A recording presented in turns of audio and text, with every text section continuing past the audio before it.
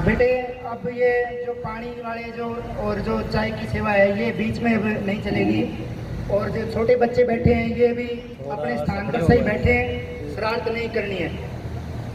प्यारे सत्संग प्रेमियों, आपसे मैं निवेदन करूंगा कि डॉक्टर कमला जी जो हैं वो अपने अनमोल वचन आपके सामने रखेंगे और आपसे निवेदन है कि आप पूरे ध्यान के साथ एकाग्र मन से एक एक वचन को ध्यान से सुनें और सत्संग का पूरा लाभ उठाएं। धन्यवाद।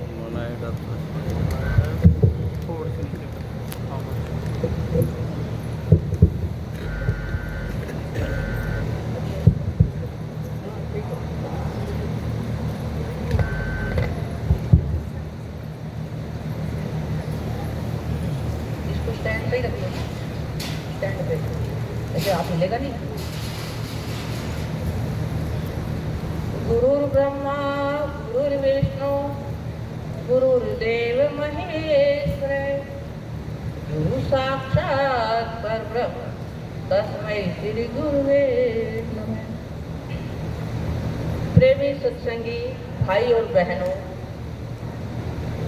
आज जो सत्संग जो है प्रदीप जी करवा रहे हैं इस गांव में, मैं इससे पहले भी जो है महाराज जी के साथ 4 बार यहाँ आई हूँ। जब मैं पहली बार आई थी तो मुझे याद है कि एक राजवीर जो है युवक था यहाँ इसी गांव का, वो बहुत साल से महाराज जी से अनुग्रह करता रहा, प्रार्थना करता रहा कि महाराज जी मेरे गांव में सत्संग रखो। लेकिन पता नहीं क्या कारण था कि वो उनको टालते रहे। 2 साल तक जो है वो पीछे पड़ा रहा। फिर मेरे को भी कहा बहन जी महाराज जी को मनाओ, मुझे महाराज जी पे बहुत ज़्यादा विश्वास है और मैं इनसे सत्संग रखवाना चाहता हूँ। तो मैंने महाराज जी से प्रार्थना की और महाराज जी जो है प्रार्थना सुन करके मैंने कहा भाई वो बहुत जो है भगत है, उसकी बहुत इच्छा है, तो आप उनके गाँव में सत्संग जरूर रखें।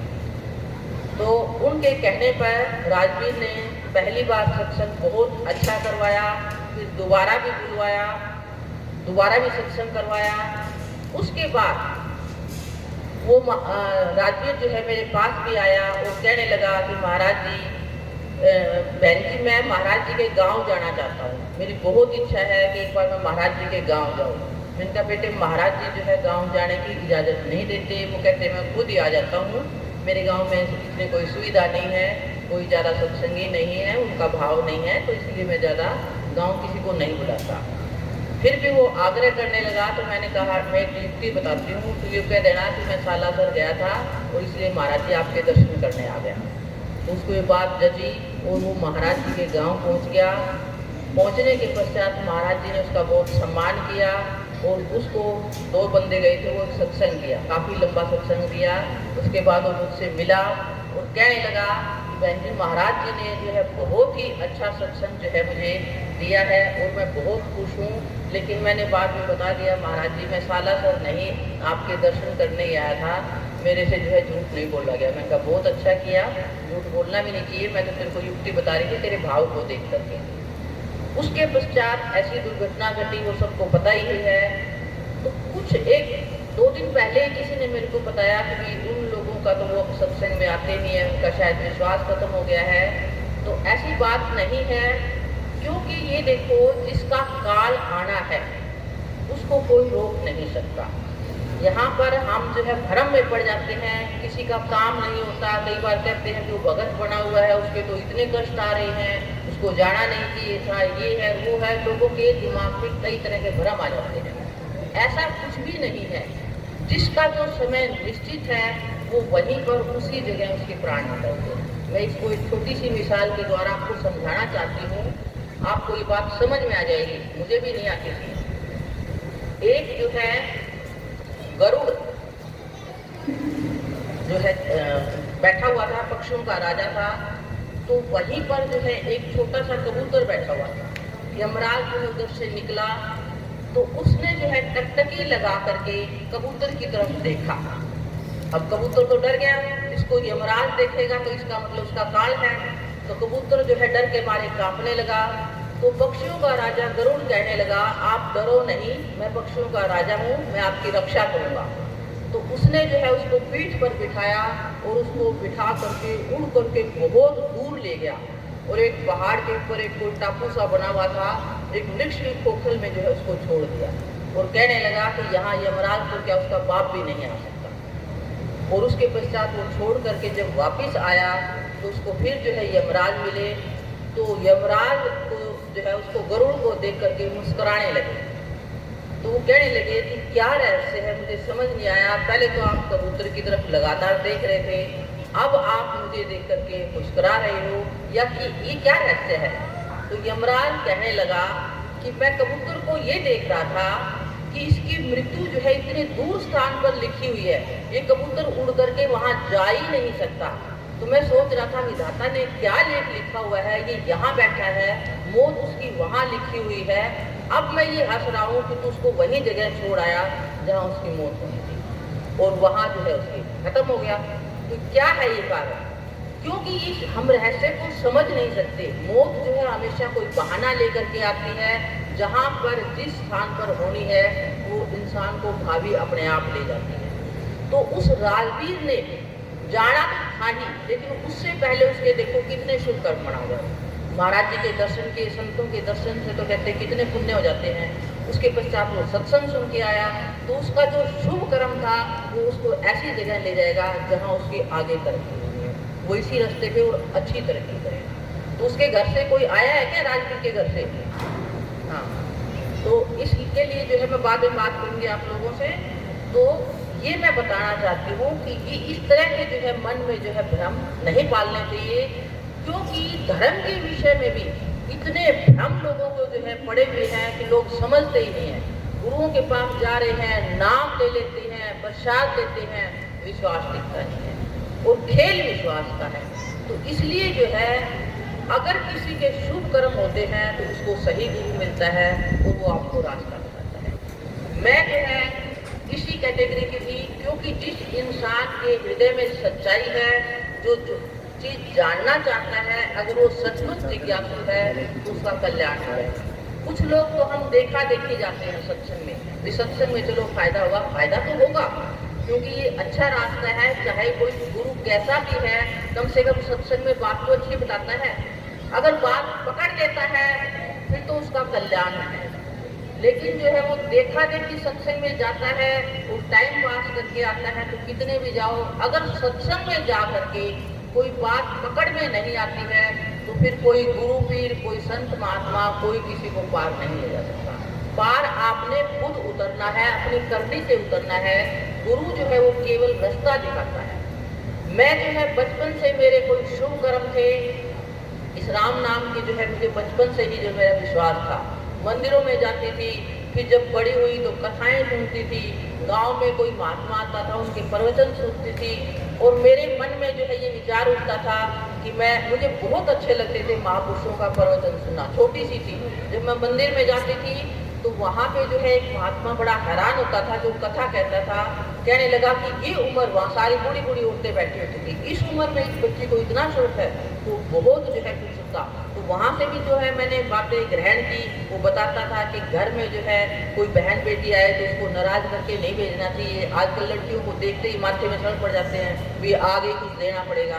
वो कहते थे उसका हिस्सा होता है, तो कभी भी कोई बहन बेटी आती है अपनी हैसियत के अनुसार उसको खुश करके भेजना चाहिए। अगर लड़की घर से नाराज होती है तो उस घर में कभी बरकत नहीं होती। तो ये बात मुझे उनकी बड़ी अच्छी लगी। और भी उन्होंने माँ बाप की जैसे बताई, इस तरह की कुछ बातें जो है मेरे दिमाग में बैठ गई। तो हम जो है सत्संग में जाते हैं, जरूरी नहीं है कि एक ही दिन में सारा चीज समझ में आ जाए। जहाँ पर भी जाते हो तो ये विचार लेके जाओ, यहाँ जो मेरे मतलब की चीज है, जो अच्छी बात है उसको मैंने अपनाना है, जीवन में उतारना है। तो इस तरीके से जो है मेरा जीवन चलता गया और मुझे विचारों का पता नहीं था। मैं जो सोचती थी, क्योंकि मेरा मन बिल्कुल निर्मल था, आंख बंद करके जो है मानती थी, रामलीला देखी, राम के संस्कार पड़ गए, मुझे लगा राम से बड़ा कोई परमात्मा है ही नहीं। तो जो मैं सोचती थी आंख बंद करके ये परमात्मा ये कर दे, और वो ही हो जाता था। पढ़ाई की इच्छा की, पूरा पढ़ना चाहती थी, कितनी रुकावटें आई, पूरा पढ़ गई। शादी गृहस्थी से बचना चाहती थी, उससे बच गई। फिर जो है महात्माओं के चक्कर में आई, नौकरी चाहती थी, नौकरी मिल गई। मैं सोचती थी कि मैं अपने पैरों पे खड़ी हुई। फिर जो है गुरुओं की तलाश में निकली। महाराज ताराचंद जी मेरे परिवार वाले जो है महाराज ताराचंद जी के बहुत प्रेमी हैं। मेरे माता पिता ने उन्हीं से जो है नाम लिया हुआ था, उनके शायद कुछ सत्संगी बैठे भी होंगे। बहुत पहुँचे हुए संत थे, उनका कोई सत्संग मैंने छोड़ा नहीं दादरी में, और यहाँ तक कि वो हमारे घर भी आए हुए हैं। मेरे पिताजी मुझे लेकर के विनोद गए, उस समय उनके पास ज़्यादा भीड़ नहीं थी, मेरे को नाम दिलाने के लिए भी लेकर के गए, लेकिन उन्होंने आंख बंद करके जो है मौन रखा थोड़ी देर और कहने लगे साहब इसका अभी समय नहीं आया है। वो रहस्य मुझे अब समझ में आया, क्योंकि अगर उस समय वो मुझे नाम देते, मैं छोटी थी, पढ़ाई कर रही थी, उन्होंने चोला छोड़ देना था, फिर मैंने भटक जाना था। और मेरी इच्छा क्या थी, मैं ये चाहती थी कि मुझे ऐसा गुरु मिले जिनसे मैं रूबरू बात कर सकूं, क्योंकि इतने धर्म संबंधी मैंने कुछ, तो मेरा विषय ऐसा था संस्कृत, सारा धर्म का ही भरा पड़ा है, गीता भी मैं पढ़ती थी और भी मैंने कई धार्मिक ग्रंथ पढ़े, तो बड़े दिमाग में भ्रम थे, पूछना चाहती थी, लेकिन ऐसा कोई गुरु मुझे मिलता नहीं थी। महाराज ताराचंद जी जो है उनके पास भी भीड़ रहती थी, अकेली लेडी से बात नहीं करते थे, तो वहाँ भी मेरी संतुष्टि नहीं हुई। और इसी दौर में घूमते घूमते जो है मैंने सच्चा सौदा यहाँ जो है सिरसा, यहाँ भी मैं एक दो बार सत्संग सुन के गई, आशाराम का भी मैंने सुना, ब्रह्म, मतलब जहाँ जहाँ मुझे लगता था मैं वहाँ पहुँच जाती थी, लेकिन मेरी संतुष्टि नहीं हुई। मैंने जो है वचन तो ग्रहण किए, महाराज ताराचंद जी का एक वचन जो है मेरे दिमाग में बैठा कि संतों का वचन खाली नहीं जाता, संत वचन पलटे नहीं पलट जाए ब्रह्मांड, ये दिमाग में घर कर गया। और इस वचन से फायदा क्या हुआ कि मैं घूमते घुमाते जो है, जो महाराज ताराचंद जी भी महाराज फकीरचंद जी के पास जाते थे, उनके गुरु और वो दोनों गुरु भाई थे, तो वहाँ पहुँची तो वहाँ वो चोला छोड़ चुके थे, लेकिन जो है मेरी दुनिया जो है वो उनके विश्वास से बन गई, क्योंकि मैं जो सोचती थी कि संत महात्मा जो कहते थे संत वचन जो है खाली नहीं जाता, संत बोले सहज स्वभाव, संत का बोला बिल्खा न जाए। तो मेरी दुनिया जब मैं पढ़ रही थी तो मुझे नौकरी की जरूरत थी, पढ़ाई की भी जल्दी कंप्लीट हो जाए, बड़ी अड़चने आ रही थी, कुछ घरेलू जो है समस्याएं थी। तो मैं जो है उस समय महाराज फकीरचंद जी की गद्दी पर मानव दयाल महाराज जी बैठे हुए थे, ज्ञान मुझे था नहीं, उनसे प्रसाद लेके आती थी, और जो वो कह देते थे तो उसको लोग की लकीर मान लेते थे। तो मुझे यूँ लगता था कि महाराज ताराचंद जी ने कहा कि संत का वचन खाली नहीं जाता।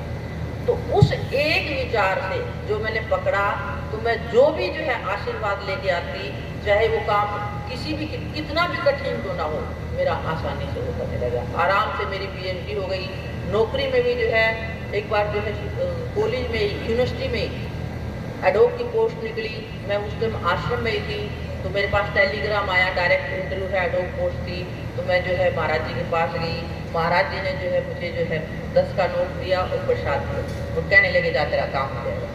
जब वहाँ आई तो वहाँ पर जो है आपको पता ही आजकल नौकरियों के लिए कितनी अप्रोच चलती है, तनख्वाह पूरी थी, चाहे 1 साल की नौकरी थी, लेकिन पूरी सैलरी थी। तो मुझे पता लगा कि यहाँ तो जो एक लड़का जो हमारे डिपार्टमेंट का लड़का जो प्रेसिडेंट था, तो वो एमएलए से रजिस्ट्रार से सबसे मिल चुका था, और कहने लगे यहाँ कोई स्कोप नहीं है। मेरी सहेलियाँ कहने लगी कि इंटरव्यू तो दे देंगे पर नौकरी के चांस नहीं है। अब मैंने क्या सोचा कि नौकरी किसके हाथ में है, मैं तो डायरेक्ट परमात्मा से मिल के आई, उन्होंने मुझे प्रसाद दिया, ये कैसे हो सकता है कि मेरा सिलेक्शन ना हो। विचार करना कि संत का वचन खाली जाता ही नहीं, और उसके ऊपर वाले तो बड़ी अप्रोच किसी की हो नहीं सकती, एमएलए रजिस्ट्रार सब नीचे ही तो है। तो एक बार भी ये विचार नहीं आया पता नहीं लगेगी कि नहीं लगेगी, कोई अप्रोच नहीं, सिर्फ अपने गाइड से मिली, वो कहने लगे इंटरव्यू दे देना बेटे मैं देख लूँगा। अब इंटरव्यू भी हाथ में नहीं होता, कोई कुछ भी पूछ सकता है। खैर उन्होंने जो पूछा मैंने जवाब दे दिया और मेरा सिलेक्शन हो गया। किसने किया सिलेक्शन? उस समय मुझे ज्ञान नहीं था, तब तो मैं यही सोचती थी कि महाराज जी ने मुझे आशीर्वाद दिया है, मेरा हो गया। लेकिन जब धीरे धीरे मेरी दुनिया बनी और फिर जब मुझे ये पता लगा परमात्मा अंदर ही है, तो उसको कैसे जाने, क्योंकि रास्ता तो गुरु ही बताएगा ना। आप ये देखो दुनिया का कोई भी काम है, चाहे वो लोहार का है, चाहे वो जो है सोने का है, लकड़ी का है, और आप स्कूल में भी देख लो, चाहे गाइडों में सारा कुछ लिखा हुआ है, फिर भी बच्चों को हम स्कूल भेजते हैं, अध्यापक सिखाता है तभी सीखता है। तो दुनिया का कोई भी काम जो है सीखने के लिए पहले उसके पास सीखना पड़ता है, ट्रेनिंग लेनी पड़ती है। तो ये कैसे हो सकता है कि अध्यात्म जो है आप अपने अंदर खुद चले जाओगे, उसके लिए भी जो है मार्गदर्शन की जरूरत है। तो इसके लिए जो है मैं रोकती रही। और मुझे जहाँ तक, क्योंकि मेरे ये नहीं था कि मैं एक गुरु से नाम भी ले लिया था मैंने, जो जिनको महाराज फकीर चंद जी बिठा कर गए थे, मेरी दुनिया बन गई। उसके पश्चात मैं उनको पत्र लिखती थी कि मुझे उस चीज़ को पाना है, तो कोई ज़्यादा सेटिस्फैक्टरी जवाब नहीं आता था। मैं फिर जाती थी, उनके पास भी भीड़ होने लगी थी, तो मैं जाती जरूर रही साल में, लेकिन मेरे अंदर मन में फिकाई आ गई। उस समय मुझे फायदा क्या हुआ कि मैंने महाराज फकीर चंद जी का पूरा साहित्य पढ़ा, और उसमें एक बात मेरे फिर पकड़ में आई कि जहाँ चाहा वहाँ रहा, कि आदमी जो सोचता है उसको जरूर मिलता है। Where there is demand there is supply. आदमी की चाह में ताकत है। तो जब मुझे ये बात समझ में आई, तो उनकी फोटो के सामने मैं रोती रहती थी कि मुझे आप जैसे गुरु चाहिए, जिससे मैं बात कर सकूं, जो मुझे उस परमात्मा से मिला के, मुझे वो गुरु चाहिए। और उनकी फोटो के आगे मैं रोती रहती थी, प्रार्थना करती रहती थी, महाराज जी मेरा कहीं विश्वास नहीं बढ़ रहा, और मैं इस जन्म को खोना नहीं चाहती। इस जन्म के रहते रहते मैं उस मालिक को जानना चाहती हूँ जो हमारे अंदर ही है, किस रूप में है, कैसे उसको जान सकते हैं, ये मेरी तड़प थी। तो ये तड़प जो है मुझे महाराज ने जो है सपने में मुझे दृष्टांत भी दिया, और कहने लगे कि मैं तेरे लिए जिंदा हूँ, किस रूप में हूँ, कैसे हूँ, कुछ नहीं बताया उन्होंने। सपना गायब हो गया।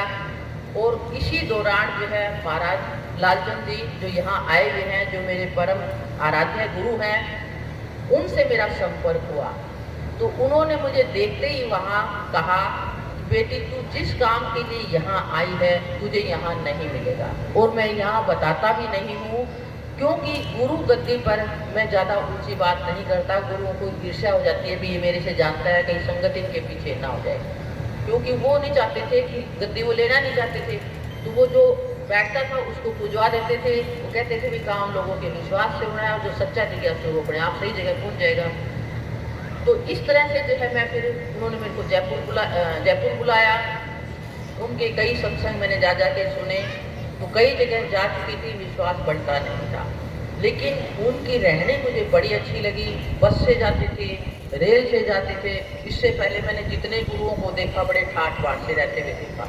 मुझे ये पहले गुरु ऐसे मिले जिनके पास कोई सुविधाएं नहीं थी, गांव तक जाके आई है। तो मुझे लगा था कि ऐसा तो कबीर का ही सुनते थे कि वो ताना बुनते थे और इतना ऊंचा ज्ञान देंगे जो आज तक कबीर को लोग याद कर रहे हैं। तो मैंने कहा गुरु तो वैसे हैं। फिर भी जो है मैंने कहा महाराज फकीर चंद जी ने कहा तो है कि मैं तेरे लिए जिंदा हूँ, किस रूप में हूँ ये कौन बताएगा। तो एक बार मैं इनके गाँव चली गई, इन्होंने मुझे ध्यान में बिठाया। ध्यान बनता नहीं था मेरा, तो आँख बंद करके बैठ गई। तो मन में क्या विचार आने लगे, क्योंकि जब ध्यान नहीं मिलेगा तो विचार ही उठेंगे। विचार उठने लगे कि महाराज जी जो है तो महाराज फकीर चंद जी का ही रूप, ना तो किसी से पैसे लेते हैं। देखो अपने जो है सत्संग देने जाते हैं जगह जगह, कितने लोग सेवा देते हैं, कोई इनको लालच नहीं है, बिल्कुल सादी जिंदगी है। और हमेशा एक ही बात कहते हैं कि मैं उस धार से जुड़ा रहता हूँ। तो अब यही महाराज फकीर चंद जी का स्वरूप है, इनकी इसी रूप में जिंदा है, ये कौन बताए मुझे। ये मन में मेरे प्रश्न उठने लगा। तो जब मैंने आंख खोली तो महाराज जी मुस्कुराने लगे और कहने लगे, तेरा मेरे पे विश्वास नहीं बन रहा है तो कोई बात नहीं बेटे, तू मेरे गुरु का ही ध्यान कर दिया कर, वैसे मैं उन्हीं का ही स्वरूप हूँ। उन्होंने मुस्कुरा करके कहा, मैं रूप उन्हीं का ही हूँ, फिर भी मेरे स्वरूप पे आपका विश्वास नहीं बन रहा है तो मेरे गुरु का ध्यान कर दिया कर। ये बात उन्होंने कहीं मेरे रोकटे खड़े हो गए, फिर मैंने तो उनको कुछ भी नहीं बताया। और वो दिन और उसके बाद जो है मैं जितनी बार भी गई, जो मन में सोच के जाती थी, जो भी विचार लेके जाती थी, जैसे ही छुट्टी होती थी, जैसे ही मौका मिलता था, मैं भागती थी उनके सत्संग में, और जो मेरे मन की बात होती थी एज इट इज बता देते थे। लेकिन और चमत्कार भी घटित हुए, बहुत चमत्कार घटित हुए, लेकिन उन्होंने एक बार भी ये नहीं कहा कि मैंने कुछ किया है।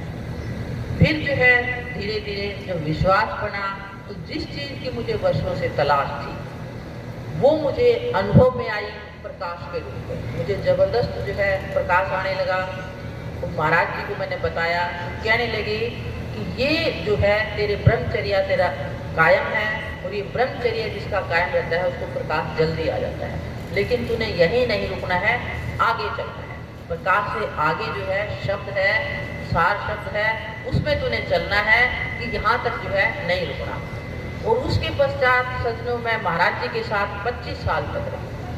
25 साल तक जो है जब वो आते थे तो खैर मुझे समय नहीं मिलता था, नौकरी भी करती थी, मैंने उनका ज्ञान भी लिखवाया, क्योंकि महाराज फकीर चंद जी के पश्चात जो है मुझे ये उन्हीं का रूप लगे, वही ज्ञान वही बात।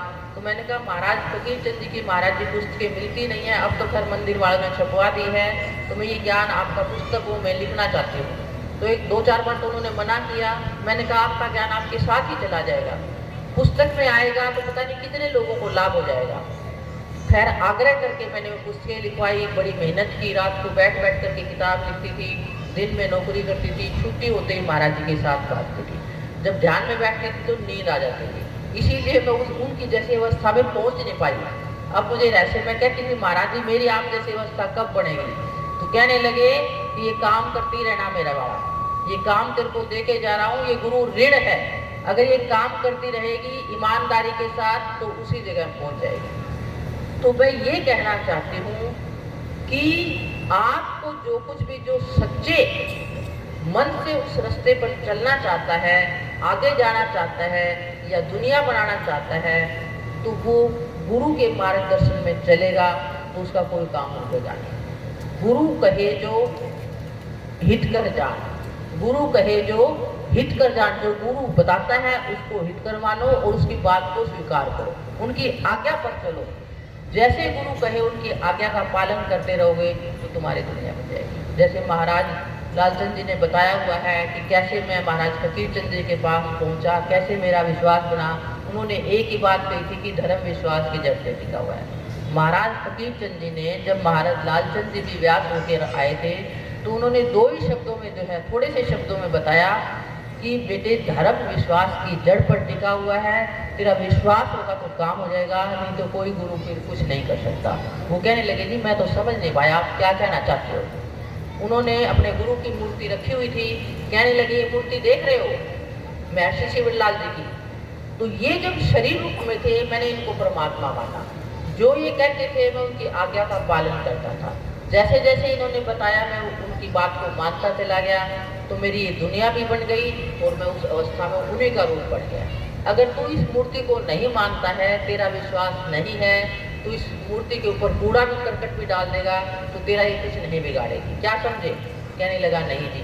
कहने लगे बेटे धर्म विश्वास की जड़ पर है। तो जब उन्होंने 2-4 बातें और बताई तो कहने लगे भी ये तो बिल्कुल सच्ची बात बता रहे हैं। जब कहने लगे कि गुरु नहीं है, गुरु का जो है केवल विश्वास है। कैसे विश्वास है? उन्होंने भी आगे मेरे को समझाया था कि जैसे हम सवाल निकालते हैं, जो पढ़ते हैं A400 करके पूरा सल निकालते हैं, तो उन्होंने ये बताया कि गुरु के स्वरूप को परमात्मा मानना पड़ता है। हालांकि वो है नहीं, लेकिन अगर उसको जैसे बच्चे को क्या कबूतर उसकी फोटो दिखा करके सिखाते हैं, अगर कबूतर तो उस टाइम बैठा नहीं होता स्कूल में, अगर दिख जाए तो बता देंगे, या कई ऐसी तस्वीर होती है जो पास में नहीं होती तो बच्चे को बता देते हैं ये चीज़ है, तो उसके दिमाग में पिक्चर बैठ जाती है। उसके बाद जब वो देखेगा तो उसको समझ आ जाएगी। तो उसी तरीके से गुरु का स्वरूप जो है केवल आपके मन को एकाग्र करने का साधन है। फिर जो है वो बताएगा, जब आपके अंदर स्वरूप प्रकट होने लगेगा फिर गुरु आपको बताएगा कि ये जो स्वरूप आता है ये गुरु मैं नहीं आया हूँ, इससे आगे वो रास्ता निकालना है। तो मैं आपको क्या बता रही हूँ कि अगर किसी को ऐसा अनुभवी गुरु मिल जाता है और आपके पास समझ में आ जाती है तो आपको सबसे पहले रहने का ढंग बताएगा। क्योंकि आजकल जो है लोग नाम ले लेते हैं, नाम दे दो, हर जगह नाम चल रहा है, तो वो है क्या? महाराज फकीर चंद जी ने शुरू में तो थोड़ा नाम दिया, उसके बाद एकदम बंद कर दिया। कहने लगे ये नाम जो है जहर है, क्योंकि लोगों की समझ में आता नहीं है, देखा देखी चलते हैं और ध्यान में बैठते हैं, मन में विकार भरे हुए हैं। ध्यान में बैठोगे तो क्या होगा? अभ्यास करोगे, घंटा बैठने लग जाओगे तो मन इकट्ठा होने लग जाएगा। मन इकट्ठा होगा तो आपकी विल पावर शक्ति बढ़ जाएगी, आपकी सोच के अंदर जो शक्ति है, क्योंकि मन की एकाग्रता में शक्ति आ जाती है, सिद्धि आ जाती है। तो उससे क्या होगा? आपकी जब सिद्धि अंदर आपके आ जाएगी तो आप जो बोलोगे, जो सोचोगे वही हो जाएगा। अगर आपके अंदर क्रोध भरा हुआ है तो क्रोध बढ़ जाएगा आपका। सुनो मैं क्या कह रही हूँ, क्योंकि महाराज जी के पास एक जो है व्यास का सत्संगी आया था, मैं नाम तो मेरे याद भी नहीं है, और उसने एक सत्संग करवाया। तो सत्संग करवाने के पश्चात वो कहने लगा जी मैं अभी महीना व्यास में लगा के आया हूँ, सेवा करके आया हूँ, फिर उसकी वाइफ जो है सत्संग के बाद कहने लगी महाराज जी को क्रोध बहुत आता है, बल्कि पहले कम आता था, अब इनको ज्यादा आने लग गया है। फिर महाराज जी ने कहा कि अभी से ध्यान बंद कर दो। क्या कारण है? क्योंकि वो विकार है वो पनप जाएगा। अगर आपके अंदर काम है तो काम वासना बढ़ जाएगी, लोभ है तो लोभ बढ़ जाएगा। और विशाल भी कहते थे जैसे किसान जो है खेत में फसल बोता है तो फसल के साथ घास फूस उगती है ना, आप सब जानते हो जमींदार लोग हो, तो जब तक उसकी निराई नहीं करोगे फसल ऊपर नहीं चलती। तो उसी तरीके से नाम लेकर अगर आप बैठने लग जाओगे और मन के विकार दूर नहीं होंगे तो वो नाम आपके लिए हानिकारक हो जाएगा। इसलिए जो है महाराज जी कहते थे पहले सत्संग सुनो, सत्संग सुनो, सत्संग सुनो। जितना सुन सकते हो सत्संग सुनो और उसको समझो, उस पर अमल करो, विचार करो कि क्या बात बताई है, उसको जीवन में उतारने की कोशिश करो। रोज जब सोते हो तो चिंतन किया करो कि आज मैंने क्या गलत किया है, आज मेरे से क्या गलत काम हुआ है, मैंने दिन भर क्या काम किया है, मेरा मन कहाँ कहाँ दौड़ा है। तो उससे क्या होगा, आपको अपनी कमजोरी पता लगने लग जाएगी। अगर मान लो दिन में ज्यादा गुस्सा आया, कुछ और काम किया, तो आप विचार करोगे कि आज मेरे को सच में बहुत गुस्सा आया जो कि नहीं आना चाहिए। जब आत्मचिंतन करोगे तो अपनी कमजोरी खुद पता लग जाती है। हर इंसान में कमजोरियां हैं। तो क्या होगा, उसके ऊपर विचार करेगा और निश्चय करेगा कि अब मैं कोशिश करूंगा कि नहीं आएगा, क्योंकि एक दिन में विकार जाने वाले हैं नहीं। जन्म जन्मांतरों के हमारे संस्कार बड़े होते हैं, तो जो विकार है उसको धीरे धीरे, मेरे को खुद गुस्सा आता था, मैं महाराज जी को कहती थी कि मेरे बस की बात नहीं रहती, महाराज जी मुझे जबरदस्त गुस्सा आता है। कहने लगा जितनी कमाई करते हो सारी खत्म हो गई, गुस्से से जो है कोई तेरे को फायदा नहीं होगा और कोई लाभ नहीं होगा, कोई ध्यान में बैठने की जरूरत नहीं है फिर तेरे को। तो इस तरीके से मैंने धीरे धीरे जो है उसको कंट्रोल किया। जो कमियां हैं, अब भी जो आती हैं कमियां, विचार करती हूँ कि ये तेरे में कमी है, तेरे इस रास्ते में जो है ये रुकावट है, इसको खत्म कर तब तू आगे चलेगी। क्योंकि इंसान जानता है अपनी कमजोरी को, जब हम चल रहे हैं रास्ते में क्या रुकावट आ रही है उसको पता लग जाता है। और यहाँ तक कि जब आदमी साधन करने लगता है तो मान लो हम किसी के ऐसे घर का खाना खा लेते हैं जो सत्संगी नहीं है, या कोई किसी हेरा फेरी का अन्न है, तो आपका ध्यान बढ़ेगा ही नहीं। आपको पता लग जाएगा कि आज क्यों नहीं बन रहा, कुछ गड़बड़ हुई है। जो साधक लोग हैं वो उनको अंदर में पता लगने लग जाता है आज क्या गड़बड़ हुई है, किस वजह से आज मेरा मन नहीं टिक रहा, मन एकाग्र क्यों नहीं हो। स्थान का बड़ा महत्व है। तो इस तरीके से आप जो है, अब कई कहते हैं कि किसको गुरु बनाए। कई लोग मेरे पास आते हैं कि आजकल तो किसके ऊपर विश्वास करें। तो मैं एक ही बात बताती हूँ कि आप इच्छा रखो, चाह रखो कि हमें ऐसा गुरु मिले जो सच्चा रास्ता बताए, जो सच्चाई बताए और जिससे मेरा लोक और परलोक दोनों बढ़ जाए। तो ये आपकी चाह जबरदस्त होगी तो आपको घर बैठे आसपास किसी के थ्रू आपको गुरु मिल जाएगा। जब गुरु मिल जाए उसको सुनो, एकदम ये नहीं कि किसी के कहने से मान लिया। लोग जो है किसी ने बताया विश्वास कर लेते हैं, ऐसे काम कर तो लेते हैं, गुरु बना तो लेते हैं, फिर काम बढ़ते नहीं, उनकी प्रसाद भी लेते हैं, काम बढ़ते नहीं है। तो क्या होगा, विश्वास नहीं होगा तो टूट जाता है। मैं महाराज जी के संपर्क में आई, 25 साल रही, कितने लोग उनके संपर्क में आए छोड़ गए, कितने आए छोड़ गए, क्योंकि वो समझ ही नहीं सकते। किसी का काम नहीं हुआ तो जी मेरे तो काम हुआ ही नहीं, आपने प्रसाद दिया था, आपने ये दिया था। अब बात समझ में आती नहीं। जो काम होगा वो कौन करने वाला है, विश्वास फलदायक है। खेल आपके विश्वास का है, काम आपके विश्वास ने करना है। जैसे मैं जयपुर जाती थी महाराज जी के साथ सत्संग में, तो मैं जाती रहती थी, तो वहां जो एक कपल आता था, उनके कोई बच्चा नहीं था, हमारे आगे उसकी शादी हुई थी, 7 साल हो गए थे उसको। डॉक्टरों ने भी पता नहीं जवाब दे दिया था या पता नहीं, हर दिखाते थे। तो उस टाइम भी आए जब मैं गई हुई थी, तो मैंने कहा बेटे तुम हर साल प्रसाद लेते हो और तुम्हारे बच्चा नहीं हो रहा, क्या कारण है? इसका मतलब तुम्हारी निश्चयात्मक बुद्धि नहीं है, में पूर्ण विश्वास नहीं है। वो कहने लगा नहीं मैडम विश्वास तो है। मैंने कहा तुम मेरे पास बैठो। उनको मैंने बिठाया, आधे घंटे उनको बताया, सत्संग दिया। मैंने कहा विश्वास ऐसे नहीं होता, आप जो है सत्संग सुन लिया, सत्संग आप कम सुनते हो, आप इनको ये मानो ये पूर्ण परमात्मा चाहे है या नहीं। क्योंकि महाराज जी से मैंने ये प्रश्न भी पूछा था कि मान लो अगर गुरु पाखंडी है और मानने वाला उसको गुरु मान लेता है, वो कहता है कि पूर्ण है और वो पूर्ण नहीं है, तो क्या होगा? वो कहने लगे कि अगर वो पूर्ण मानता है तो जो चाहता है उसके काम हो जाएंगे, अगर वो आगे जाना चाहता है और गुरु आगे नहीं गया हुआ है तो वो परमात्मा जो अंदर बैठा है वो आपको वहां से हटाकर वहां ले जाएगा जहां उसका काम है। जैसे मेरे को ले गया, जैसे मैं कितनी जगह घूमी, मैं उस चीज को चाहती थी। दुनिया तो आपकी पत्थर की मूर्ति से भी काम बन जाएगी। अगर आपने दुनिया बनानी है तो लोग मूर्ति पूजते हैं, मन्नत मांगते हैं, काम उनके भी जाते हैं। काम करता कौन है? काम आपका विश्वास करता है, क्योंकि जो शक्ति है काम करने वाली वो इंसान के अंदर है। जैसे महाराज जी कहते थे हीलिंग पावर आदमी के अंदर है।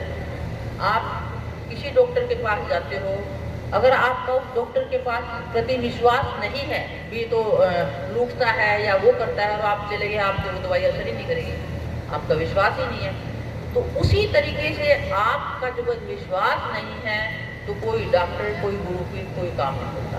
तो उस कपल को मैंने समझाया, आधे घंटे तक बताया कि बेटे आप इनको ये मान लो कि पूर्ण गुरु है और ये विचार करके आंख बंद करके प्रसाद लो और ये विचार करके जाना कि ये प्रसाद इस बार खाली नहीं जाएगा। ये मालिक ही तो बैठे हैं, इनके रूप में जो है मालिक विराजमान है। गुरु साक्षात परब्रह्म शास्त्रों में भी बताया हुआ है। तो परब्रह्म ही है तो उनके हाथ से प्रसाद लेके जाओ। फिर किसी डॉक्टर को दिखाने की जरूरत नहीं है, कोई कुछ भी कहे भी पता नहीं, ऐसा विचार नहीं आना। अगर एक बार भी ऐसा विचार आ गया कि पता नहीं इस बार भी संतान होगी या नहीं होगी, तो मैं गारंटी नहीं दूंगी, क्योंकि विचार आपका काम करेगा। अगर आपका दृढ़ विश्वास रहा, जैसे मैंने कहा कि मेरा इंटरव्यू जब हुआ कि मेरा तो होगा सिलेक्शन, मेरे को तो मालिक ने भेजा है, अगर ऐसा विश्वास बन जाएगा तो तेरा काम हो जाएगा। तो उनको समझ में आ गई, अगले साल उनके लड़का हो गया। समझ में आ रही है ना बात? क्योंकि शक्ति का केंद्र आप खुद है। मनुष्य जो है वो परमात्मा का ही अंश है। मनुष्य जीव जो है वो जो परमात्मा अंश रूप में हर जीव के अंदर विराजमान है। जो परमात्मा की शक्ति है वो मनुष्य के अंदर अंश रूप में है। जैसे सूरज उदय है, उसकी किरणें जो है पूरी पृथ्वी पर जगमग सारे संसार को कर गए। तो उसी तरह से वो जो परमात्मा का अंश है वो हर जीव के अंदर है। तो क्या है कि अगर हम जो है उस परमात्मा को मानते हैं तो पहले जो है इन जीवों की भलाई करवाओ, क्योंकि हर एक के अंदर उसको देखो, परमात्मा ही तो बैठा हुआ है। वो हम मानते नहीं है कि भाई गुरु ही बड़ा है। अरे गुरु जो बात बताता है, गुरु महाराज जी क्या कहते थे कि पहले गुरु आपके माता पिता है। उनका पहला वचन होता था कि आपके पहले गुरु आपके माता पिता है, आपके सास ससुर हैं। जो इंसान अपने माता पिता का कहना नहीं मानता, उनके चरण स्पर्श नहीं करता, उनसे आशीर्वाद नहीं लेता, चाहे कोई सास ससुर है, माँ बाप है जिसके, तो वो चाहे आश्रम में जाकर के कितनी भी सेवा करे, कितना भी वहां जाकर के प्रसाद लेकर के आए, उसका कल्याण नहीं हो सकता। क्योंकि माँ बाप पहले गुरु हैं, जिन्होंने जन्म दिया, जिन्होंने हमें इस लायक बनाया। और आजकल आप देख रहे हो क्या सत्यानाश हो रहा है। आप देख रहे हो ना, माँ बाप को ही नहीं पूछते, वृद्ध आश्रम बन गए। हमारे हिंदुस्तान में वृद्ध आश्रम का क्या काम था? देखा देखी चल रहा है, एजुकेशन ऐसी हो गई है तो भूलते जा रहे हैं माँ बाप को। जब बूढ़े हो जाते हैं, पहले तो बड़े परिवार होते थे तो बूढ़ों को पता ही नहीं लगता था, बुढ़ापा कट जाता था, परिवार छोटे हो गए, बेटा वो नौकरी करने लग जाते हैं, बूढ़े हो जाते हैं, उनको रखना नहीं चाहते। कुत्तों को लोग पाल रहे हैं। मैं शहर में बैठी हूँ गुड़गांव में, लोग घरों में फ्लैटों में कुत्तों को रखते हैं, लेकिन बड़े बुजुर्गों को रखना मंजूर नहीं है। तो क्या मिलेगा उनका? वैसी ही गति होगी, कुछ मिलने वाला नहीं है। ये मनुष्य जन्म जो है इतना कीमती है, ये रतन जैसा शरीर जो है मालिक ने दिया है, और इस शरीर से हम कोई कमाई नहीं करेंगे तो ये कुत्ते बिल्ली वाली जोड़ियाँ ही भोगनी पड़ेगी। ये संसार जो है चलता रहेगा, जन्मना मरना ही चलता रहेगा, कुछ मिलने वाला नहीं। अभी वो शब्द चल रहा था ना, राम नाम की मौज गुरु से पाइए, हीरा हाथ चढ़ाए ना फेर गवाइए। तो ये जन्म जो है दोबारा नहीं मिलेगा। तो ये मौज कहाँ से मिलेगी? गुरु से। तो गुरु आपको पहले बताएगा कि इस लोक में जीना सीखो। हमें जीना ही नहीं आता।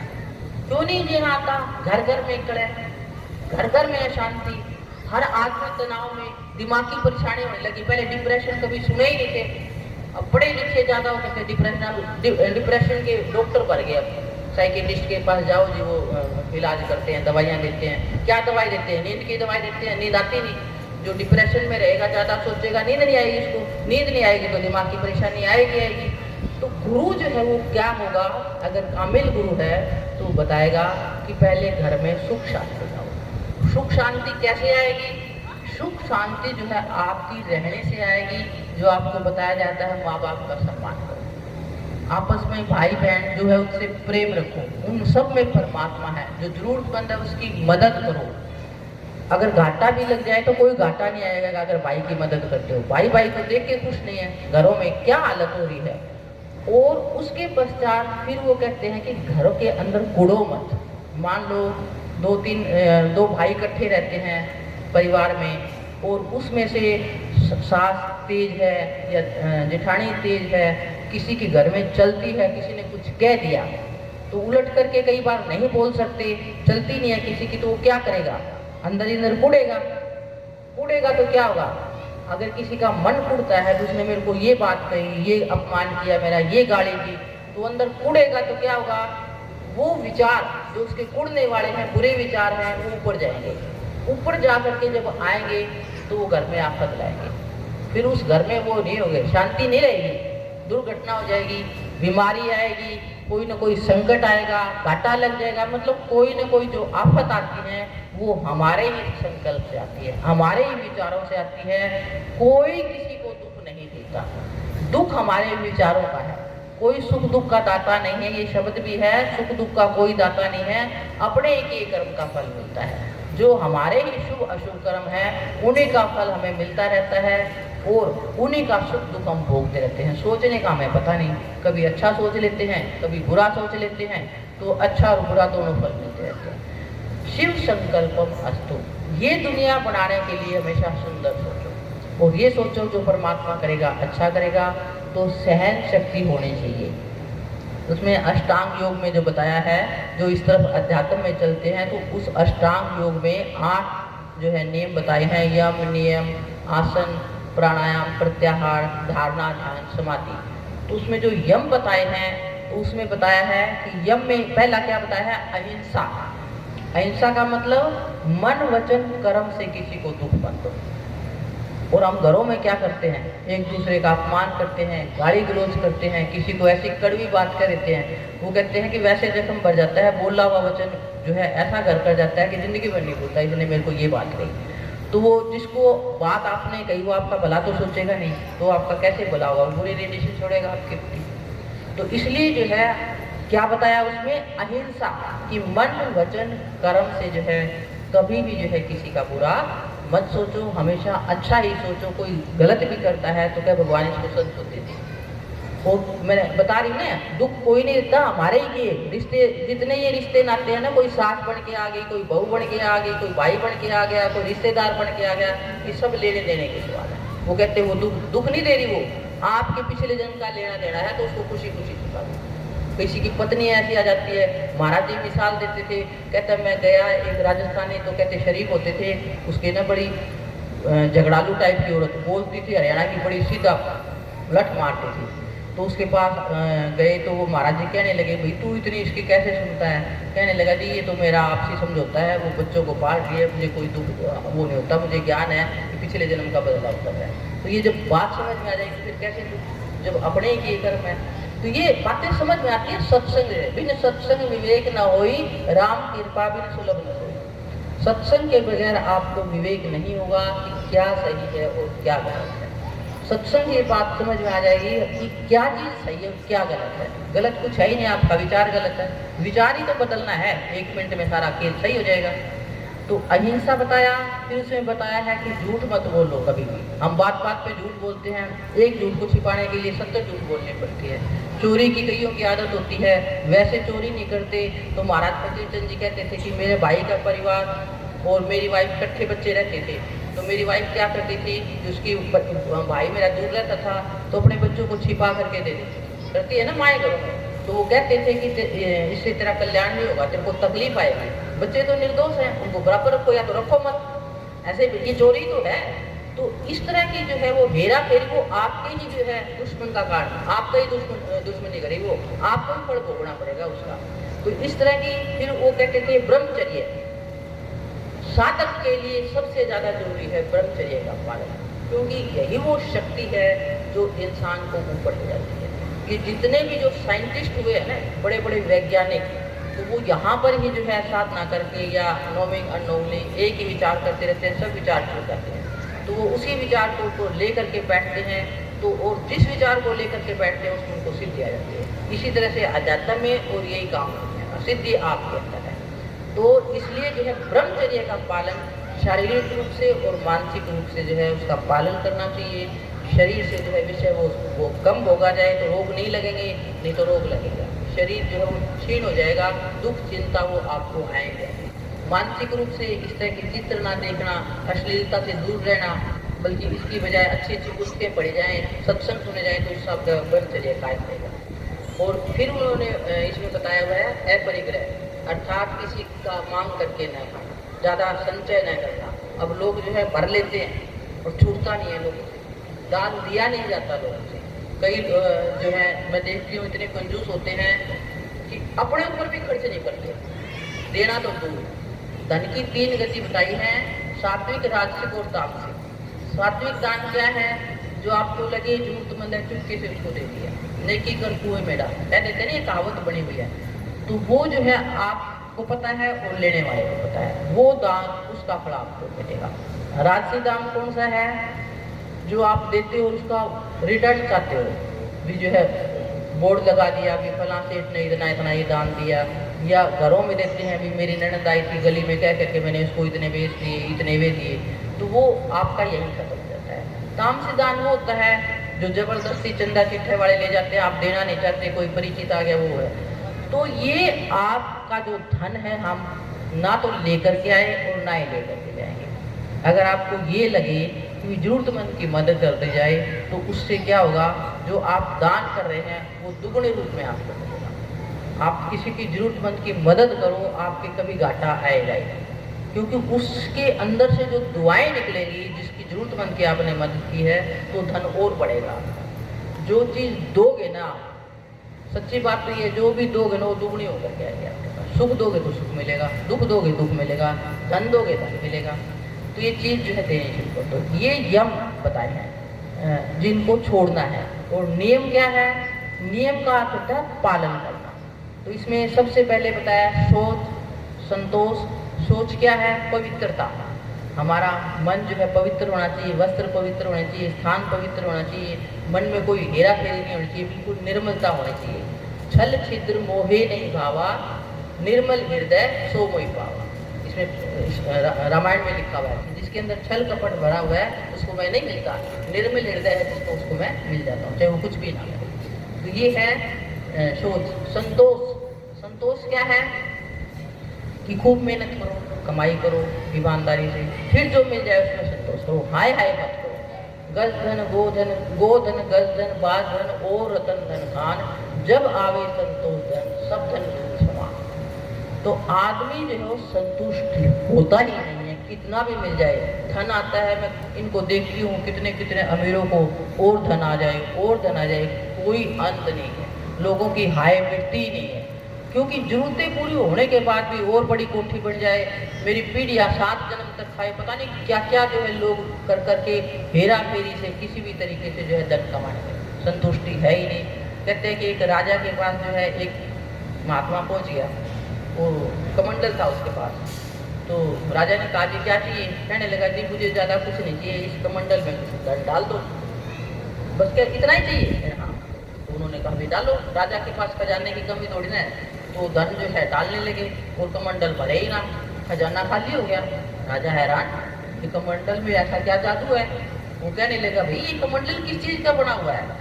तो महात्मा मुस्कुराने लगा जी आदमी की खोपड़ी का बना हुआ है, तो ये भरेगा नहीं। इंसान की खोपड़ी कभी भरती नहीं है, चाहे कितना ही आ जाए वो संतुष्ट होता ही नहीं है। और संतुष्ट ही नहीं है तो क्या होगा? उस पूरे जन्म को इसी में यूँ ही गवा देगा, पूरी उम्र खोते खोते यूँ ही चला जाएगा करते करते। तो जितना छूटता है आपसे दे दिया करो, वो आपके साथ जाएगा। वो शुभ कर्म जो है ना, जो देने वाला है वो आपके खाते में चला जाएगा, क्रियमान कर्म संचित कर्म बन जाएगा, वो ही भाग्य बनते आएगा। महाराज जी कहते थे कि कोई ज़्यादा गरीब है और वो अमीर बनने की सोचता है, अगर उसके पिछले प्रारब्ध कर्म ऐसे ही हैं कि ज़्यादा ही है उसकी, तो उसको इस जन्म में उसको अमीरी नहीं मिली और उसका विचार है मेहनत कर रहा है और मेहनत करते करते चला भी गया, तो उसने जो सोचा है वो किसी करोड़पति के घर में जन्म लेगा। समझ रहे हो ना मैं क्या कह रही हूँ? क्योंकि ख्याल काम करता है, जैसा ख्याल वैसा हाल। अब लॉटरियाँ महाराज जी करते थे, कितने लोग लॉटरियाँ भरते हैं, किसकी निकलती है? पिछले जन्म में दिया होता है उसने, जो दोगे वही तो तैयार होता है आपके लिए। इस जन्म में नहीं आगेगा, आपका किया जाएगा वो आपके खाते में जाएगा। तो ये 3 प्रकार के कर्म बताए हैं, प्रारब्ध, क्रियमान और संचित कर्म। प्रारब्ध कर्म तो हम लेकर के ही आए हैं, जहाँ हमने जन्म लेना है, जो किए हैं, जिसका लेना देना चुकाना है, वो आपसे मिलेगी, किसी न किसी रूप में आपसे लेके जाएगा। कोई डॉक्टर बन के ले जाएगा, कोई वकील बन के ले जाएगा, कोई दामाद बन के ले जाएगा। ये सब जो है लेने देने के नाते हैं। तो ये जो है खेल है, जिसको लोगों को जो है समझ में नहीं आता, तो ये सब जो है खेल है। तो आगे मैं क्या बताना चाह रही थी, मैं इसको ज़्यादा लंबा नहीं करना चाहती। सोच, संतोष, फिर है तप। तप क्या है? तप जो है लोग सोचते हैं जैसे महात्मा करते हैं, एक पैर पे खड़े होके तप कर रहे हैं, कोई धोनी रमा के तप कर रहे हैं। वो ठीक है अगर उनके मन में जो है केवल इस तप को करके कुछ पाने का काम केवल जो है विचार करेगा। अगर वो ये तप कर रहा है कि दुनिया मुझे पूजे तो पूज जाएगा वो, लेकिन उस पूजने से उसका कल्याण नहीं होगा। मैंने एक बार पूछा था ये बात महाराज जी से, मैंने कहा महाराज जी मंत्र बताते हैं तो क्या मंत्र में शक्ति होती है? तो महाराज जी ने कहा कि मंत्र जाप मम दृढ़ विश्वासा। शक्ति किसमें है? आपके विश्वास में। मंत्र में कोई दम नहीं है। मंत्र उसी के ऊपर काम करेगा जिसका विश्वास बन जाता है। अगर विश्वास नहीं है तो कितने ही मंत्र जप लो, कितने ही राधा स्वामी जप लो, कितने ही राम राम करते रहो, राम राम राम। अगर मन के विचार उल्टे घूम रहे हैं तो राम नाम आपका क्या करेगा? तो ये जो है तप क्या है? गृहस्थ धर्म जो है सबसे बड़ा तप का मौका मिलता है उसको। बड़ों की बात को सह लेना, ये सबसे बड़ा तप है। गृहस्थी को ये मौका मिलता है, और जो इस तप में सफल हो जाता है, कड़वी बात को सह लेता है, तो समझ लो पार हो जाएगा। ये सबसे बड़ा जो है कठिन है और सबसे बड़ा गुणकारी है, लाभकारी है। खोद खाद धरती सहे और से सहा न जाए, कुटिल वचन साधु सहे और खोद खाद धरती सहे, काट कूट बन राय, कुटिल वचन साधु सहे और से सहा न जाए। तो अगर कोई साधु बनना चाहता है, इस तरफ चलना चाहता है, तो वो ये सोच ले कोई कड़वी बात कह रहा है तो मुस्कुरा दे कि इसकी बस की बात है, ये मजबूर है, इसको ज्ञान नहीं है, या उस समय उसको जवाब ना दे। बात चुप भी गई है तो उसको कहो कि मैं शांति से बताऊंगा। थोड़ी सी देर का आवेश होता है, क्षणिक। वो समय अगर आप रिएक्ट नहीं करते, बदले में उल्टा नहीं बोलते, थोड़ी देर शांत हो जाते हो, तो अगला समझेगा कि मेरे इसको तो गुस्सा आया ही नहीं मेरी बात पे, वो खुद रियलाइज करेगा। आपने अगर मौन हो जाते हो तो ये सबसे बड़ा तप है, क्योंकि कड़वी बात को सहना आसान काम नहीं है। उस समय आप मौन हो जाओ और सोचो भगवान इसको सद्बुद्धि दे, तो वो आपकी वाइब्रेशन उसको ठीक कर देगी। और घरों में यही चीज़ है, जो बीमारी है वो यही बीमारी है कि एक दूसरे के हम ताने मारते रहते हैं, सुनते नहीं हैं, दुखी होते रहते हैं, उड़ते रहते हैं, तो क्या होगा? बीमारियां आएंगी, तनाव आएगा। तनाव है किस चीज़ का? अपने ही विचार को तो है। फिर मैं तो यही कहती हूँ कि महाराज जी के संपर्क से, वो कहते क्या मिला, महाराज जी कहते थे अपना अनुभव बताना। तो मेरा अनुभव तो ये है कि मैं बेफिक्र हूँ, मुझे यूँ करता है वो जो करेगा वो ठीक करेगा, वो गलत करेगा ही नहीं। दिमाग में ये बात ऐसी बैठ गई कि परमात्मा कभी गलत नहीं करता और हमेशा हर हाल में खुश रहते हैं। जो लेना देना कष्ट आते हैं तो चुका देते हैं, क्योंकि जो मुझे पता है ये डॉक्टर बन के आ गया, कोई और बन के आ गया, बहन है किसी को देना हो दे देते हैं, कोई इस चीज़ का नहीं है। बात समझने की तो है। तो ये मैं बता रही थी, शोच, संतोष, तप, स्वाध्याय। स्वाध्याय क्या है? जैसे आप सब सुन रहे हो, इसमें आपको पता लगेगा कि हमारे अंदर क्या कमियां, अपना अध्ययन हो गया ना। तो इस तरह के सत्संग सुनते रहो, महापुरुषों से संपर्क रखो, तो आपके जो धीरे धीरे जो है विचार रखो कि हमने अपनी कमियों को दूर करना है, अच्छा इंसान बनना है। अगर कुछ नहीं बन सकते तो कि अच्छे इंसान तो बन जाओ। एक अच्छे इंसान घर में ही बनने का मौका मिलता है। सबसे प्रेम करो तो वो भी आपका जीवन जो है बदलना शुरू हो जाएगा, क्योंकि सत्संग से जीवन बदलेगा आपका, वैसे नहीं बदलेगा। तो ऐसे सत्संग सुनते रहो, पुस्तक पढ़ते रहो। और आजकल तो विज्ञान ने कितनी सुविधा कर दी है कि फ़ोन आ गए हैं, यूट्यूब पे सत्संग भरे पड़े हैं, तो सुनते रहो। जहाँ आपको अच्छा लगता है तो बार बार सुनो उसको, वो सोचो इसमें क्या बता रहा है, उसको पकड़ते रहो। फिर है ईश्वर परिनिधान। ईश्वर परिनिधान क्या है? मालिक पर भरोसा करना। वो जो करेगा अच्छा करेगा। एक इष्ट बनाओ, क्योंकि लोग इष्ट बना लेते हैं, गुरु बना लेते हैं, विश्वास टिकता नहीं। मैं क्या कह रही हूँ, प्रसाद भी लेते हैं, आश्रम में भी जाते हैं, गुरुओं से खूब वो करते हैं, लेकिन निश्चयात्मक बुद्धि नहीं बनती। अगर निश्चयात्मक बुद्धि बन जाए तो कोई काम नहीं हो पाएगा। मैं अभी यही कहती, विश्वास अद्भुतायक शक्ति आपके अंदर है, केवल विश्वास जमाना है, और ये विश्वास जो है मोल नहीं मिलता। अगर तो आपको बात समझ में आ जाए तो एक इष्ट रखो। कौन सा इष्ट रखो? जो आपको अच्छा लगे। किसी गुरु पर नहीं भी है तो स्टार्टिंग में जैसे बच्चे को पहाड़ा पढ़ाते हैं कह तो अगर किसी गुरु पर विश्वास नहीं बनता तो एक मूर्ति ही रख लो। कौन सी मूर्ति? जो आपको अच्छी लगती है, बालाजी की रख लो, शिव जी की रख लो, राम, जो भी, और उसको ये मानो ये परमात्मा है। मानना पड़ेगा, कल्पना करनी पड़ेगी, है नहीं, क्योंकि राम तो कब हुए किसने, लेकिन आपने मान लिया तो आपका काम हो जाएगा। काम करने वाली शक्ति आपके अंदर है। क्या मिसाल है? मीरा की देख लो। मीरा को जो है, मीरा कृष्ण की भगत थी, बाद में उसने गुरु किया, कृष्ण की भगत थी। अब जब परिवार उसका दुश्मन बना, राणा जी ने उसको मारना चाहा, जहर भेजा उसने, और मीरा को किसी ने कान में बता भी दिया कि ये क्या करके भेज दिया कि ठाकुर का प्रसाद है, इसमें जहर है। लेकिन मीरा ने क्या किया, उसने ये कहा कि ठाकुर का प्रसाद है तो प्रसाद समझ करके उस जहर ने कोई असर ही नहीं किया उसके ऊपर। किसने किया? क्या जहर कहाँ गया उसका? क्योंकि उसका इतना जबरदस्त विश्वास था कि ठाकुर का प्रसाद है, ठाकुर का प्रसाद जहर हो ही नहीं सकता। तो इतना जबरदस्त विश्वास हो, आपका काम रुकेगा ही नहीं। तो इस तरह से मालिक पर जो है भरोसा रखो, एक इष्ट बना लो, और हमेशा ये रखो मेरे साथ है, वो कहीं मेरे अंग संग है, कहीं जाता नहीं है, तो आपकी रक्षा हो जाएगी। तो इस लोक को बढ़ाने के लिए सुंदर घर को स्वर्ग जैसा जीवन। अगर घर के अंदर ऐसा माहौल है, आपके बिल्कुल आपके शांति है, हमेशा खुश रहते हैं, एक दूसरे की मदद करते हैं, किसी की मदद करते देखो आपकी अपने आप अंतरात्मा खिल जाएगी। आपके अंदर जो है इतनी खुशी होगी कि आज मैंने उसकी मदद की, जरूर था, तो आपको खुशी खुशी मिलेगी। तो इस तरह से शुभ कर्म बढ़ते चले जाएंगे। फिर आपको आगे जाने की इच्छा है तो उस मूर्ति का केवल इतना ही काम है कि आपकी इच्छाएं पूरी हो जाएगी। इस लोक की इच्छाएं जो है, चाहे गुरु की मूर्ति रख लो, चाहे किसी पत्थर की मूर्ति को रख लो, आपने उसको मान लिया तो आपके मानने से ये पूरी दुनिया हो जाएगी। जो आप चाहते हो आपकी विल पावर से हो जाएगी। आप ये सोचो मेरे साथ है तो कोई आपका बाल बांका नहीं कर सकता। मैंने पूरी जिंदगी अकेले निकाली और मेरी माँ हैरान होती है, कहती ये लड़की इतनी डरपोक थी कि अंधेरे कमरे में भी नहीं जाती, और मैं अकेली बाहर छत पे सोती थी। मेरी बहन भी आती थी कि तेरे को डर नहीं लगता, क्योंकि मुझे यूँ हो गया कि मालिक मेरे साथ है, निश्चयात्मक बुद्धि बन गई। निश्चयात्मक बुद्धि आपका काम करती है, फिर साथ ही तो है वो, कहीं बाहर है ही नहीं, मेरे साथ है, मेरे साथ में अकेले हो ही नहीं। तो ऐसा जो है विश्वास बनेगा तो आपकी दुनिया बन जाएगी, क्योंकि आपके विचार ने आपकी दुनिया बनाई। आपके ख्याल में, आपके मन में इतनी वो शक्ति है कि जो सोचोगे होता जाएगा।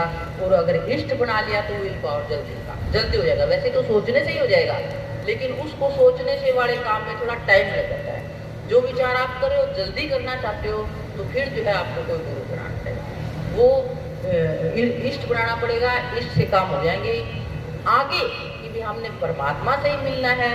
फिर कोई अनुभवी गुरु आपकी मदद करेगा जो वहाँ तक पहुँचा है। तो जहाँ तक आपको पहुँचा हुआ है गुरु वहाँ तक ले जा सकता है। मान लो कोई प्रकाश तक पहुँच गया, और प्रकाश तक पहुँचना भी कोई आसान नहीं है। अब लोगों को गुरु का स्वरूप आने लग जाता है, और अगर उसकी सोच गलत हो गई तो उसका नुकसान हो जाएगा, घर बिगड़ जाएगा उसका। अब कई महाराज जी कहते हैं ब्रह्मचर्य का पालन करो। अब मैं देखती थी महाराज जी तो बहुत जोर देते थे इस पे, कईयों के घर बिगड़ गए, क्योंकि ब्रह्मचर्य का पालन वैसे तो ठीक है, लेकिन जो साधक है उसके लिए ज्यादा नियम का पालन है। बाकी तो जो है अगर संसार में सुख भोगते भोगते रहो।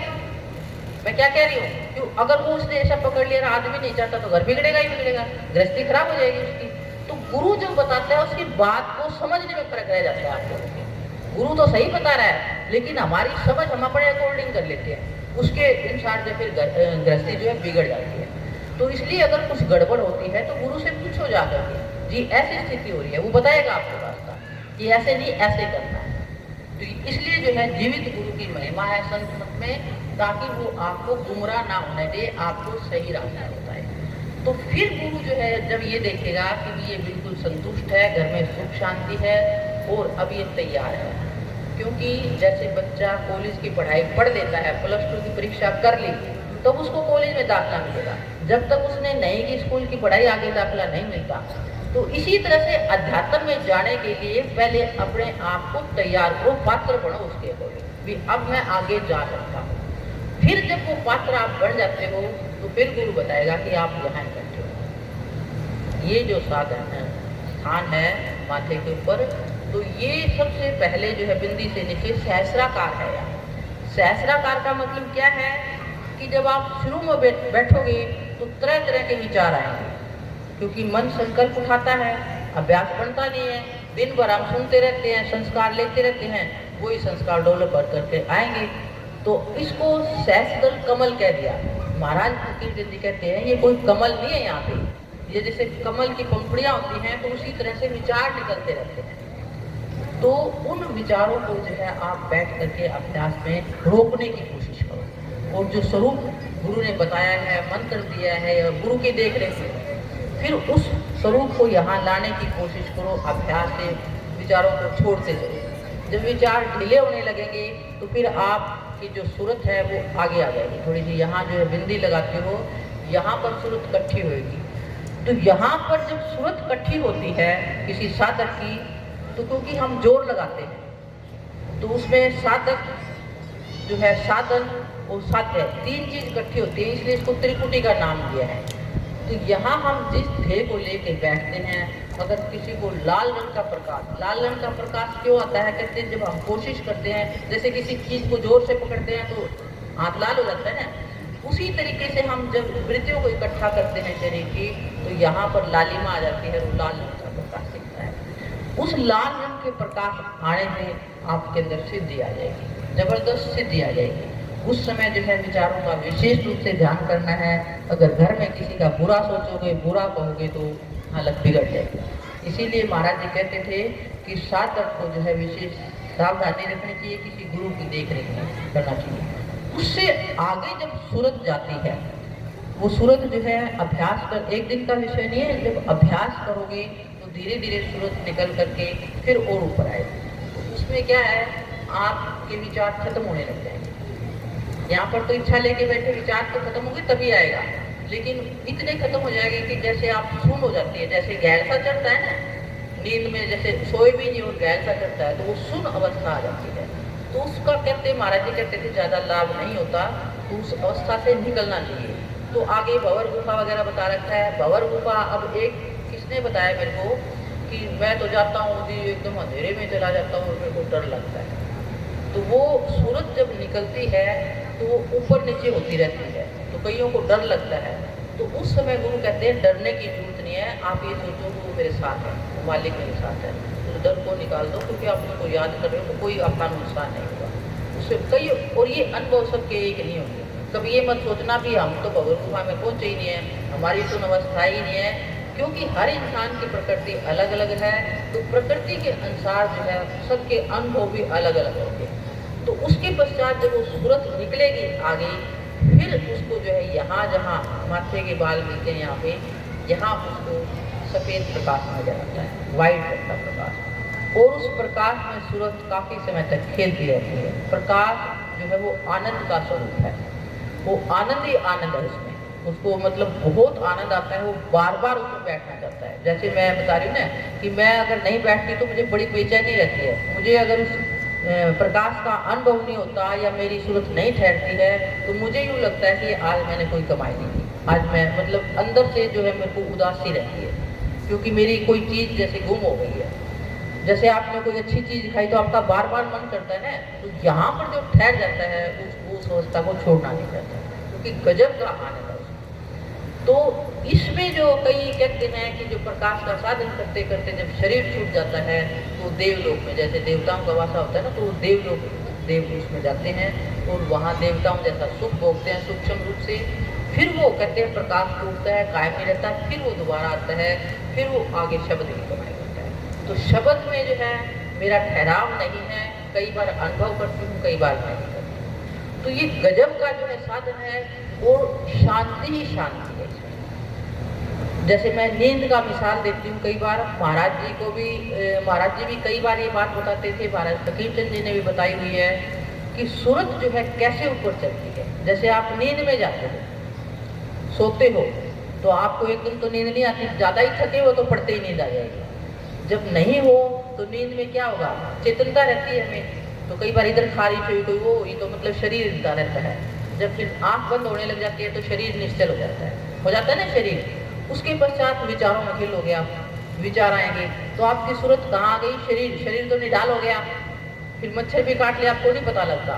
मन के विचारों से साथ खेलते रहते हो, किसी ने क्या कहा, डरावने या अच्छे, वो सपनों में आप खेलते रहते हो। और खेलते खेलते जब आप सपन भी दूर हो गया, विचार हट गए, फिर आप वहीं चले जाते हो गहरे, एकदम सूरत अप करती है और वही गोता मार जाती है जहाँ से वो निकली है, चोटी का स्थान। और ये प्राकृतिक समाधि है, इसका आपको पता नहीं लगता। क्यों समाधि बताई है? क्योंकि गहरी नींद से जब हम उठते हैं तो आपको इतना अच्छा लगता हुआ तो मजा आ जाता है, आप फील करते हैं कि इतनी अच्छी नींद आई, आपको सुकून मिलता है। क्यों सुकून मिलता है? क्योंकि वो सूरत जो है वहीं जा करके ठहर जाती है जहाँ से वो निकलती है। अब ये गरीब लोग हैं, मेहनत करते हैं, दिन भर मेहनत करके थक के सो जाते हैं। अब सुबह उठते ही फिर वही ईंटें ढोना, बोझा डालना या कोई खोदना, जो भी काम करते हैं फैक्ट्रियों में करते हैं, तो कहाँ से शक्ति आती है रात में? वो कोई टॉनिक खाते हैं क्या, कोई खुराक खाते हैं? गरीब आदमी के पास कहाँ से आएगा? सूखी रोटी खाते हैं। तो वो शक्ति वो यहाँ से मिलती है। संत महात्मा का खाना देखो तो बिल्कुल थोड़ा होता है, क्योंकि वो आत्मिक शक्ति उनके अंदर आने से हो जाती है। तो ये जो है शक्ति का केंद्र है, यहाँ से जब सूरत पहुँच जाएगी, यही उसका मुकाम है, जहाँ से वो निकली है, ये स्थान है। और ये स्थिति जो है, जो महापुरुष है, जो संत है, ये प्राकृतिक समाधि में तो सूरत अपने आप जाती है। और संत महात्मा जागते हुए जब अभ्यास करते हैं तो एकदम शरीर नहीं होता, धीरे धीरे आप अभ्यास करोगे, अभ्यास बढ़ जाएगा, फिर तो जल्दी हो जाएगा। तो शरीर जब आपका सुन्न हो जाता है तो इसका मतलब शरीर से वो सूरत निकल चुकी है। ये शरीर की समाधि है। शरीर की समाधि क्या है कि सूरत को शरीर से निकालो। पहले एक आसन में बैठो, ये नहीं थोड़ी देर ऐसे बैठे तो शरीर हिल रहा है। एक आसन बना लो, कौन सा आसन जिसमें आप आसानी से बैठ सको, किसी से पलाथी मार के नहीं बैठा जाए तो उक्कट आसन ले लो, कुर्सी पे बैठ जाओ, लेट के कर लो, मतलब जिसमें आप देर तक जो है बैठ सकते हो, तो उस आसन में बैठ करके जो आपको गुरु ने बताया है उसका जो है आप ध्यान कर सकते हो।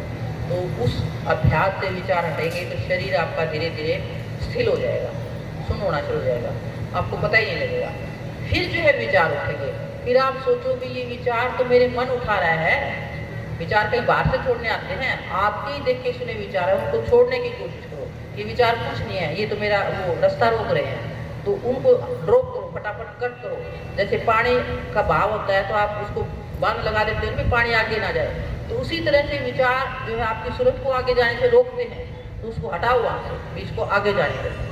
तो इस तरीके से जब आप विचारों के साथ कुश्ती करते करते अभ्यास करोगे तो धीरे धीरे विचार खत्म हो जाएंगे। विचार खत्म होते ही जो आपको अनुभव होगा, चाहे गुरु का स्वरूप आए, चाहे लाइट आए, फिर अपनी सूरत को उसके अंदर जो है कंसंट्रेट करके लगातार उसके अंदर जो है टकटकी लगा करके देखते चलो। विचार भी आता है तो प्रेर करो, हे मालिक मैं आपके पास ही आना चाहता हूँ, हे मालिक आपका जो स्वरूप है, मतलब जो आप चाहते हो, तो धीरे धीरे सूरत अपने आप होते हैं। ये सूरत का जो है रास्ता है और ये आखिरी मुकाम। शांति वहाँ पर मिलेगी। दुनिया जो है यहाँ लोक में जो है सुख ढूंढ रही है, सुख यहाँ है, सुख मिलेगा आपको।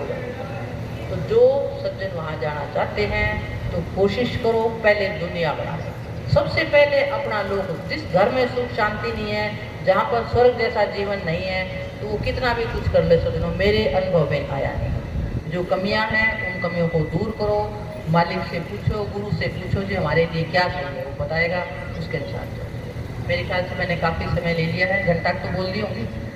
हाँ, और किसी ने जो कुछ पूछना है तो मैं भी 1-2 घंटा यहीं बैठी हूँ, तो पर्सनली भी मेरे से मिल सकता है, बात कर सकता है, जो कुछ पूछना चाहे।